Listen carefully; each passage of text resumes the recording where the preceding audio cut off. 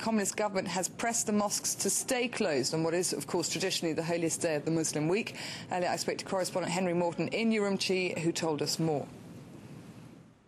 The provincial government asking mosques voluntarily to close today. However, let's remember that imams are government appointed here, and so I think pretty much every mosque will be falling into line. Surprisingly, actually not that much discontent amongst the Uyghurs that I've spoken to this morning. We went out very early for morning prayers. Spoke to several this morning. They said that they do understand that there is a safety concern, and while they are upset that they can't pray today, they do understand that there is a possibility for violence, there's a possibility for unrest there, and they can understand to a certain extent the government's position. And then for the rest of the city as a whole, I'm pretty much returning to normal life now, except for the centre of the city where the Uighur community lives en masse.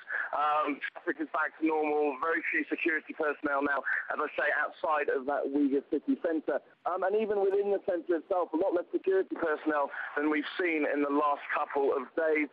A lot less tension, although, again, the Uyghurs that we spoke to this morning remain scared, remain fearful of reprisal from Han Chinese, and also fearful about the secret police. Apparently many plainclothes police officers now intermingling within Uyghur communities, and so Uyghurs themselves being very careful about what they say and what they do now. Okay, well, Henry, just briefly for us, you mentioned then that the troops are pulling back and less obvious, but there are nonetheless, and I think you've alluded to it, other deterrents have been put in place by the authorities.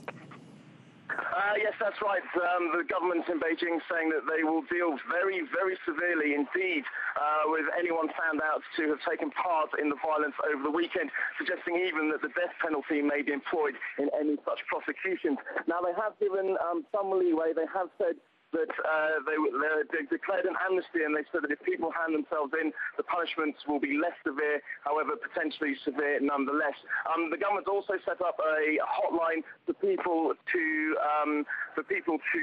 wrap out their friends, wrap out people who have taken part in these protests, if you like, to hand them over to authorities. But that remains to be seen whether that will be effective or not. Well, elsewhere in China, authorities dealing with a massive earthquake that struck the Yunnan province in the southwest of the country. The quake left hundreds hurt and damaged tens of thousands of homes. AFP news agency is reporting that one person was killed in the quake that measured 5.7 on the Richter scale. It was then followed by several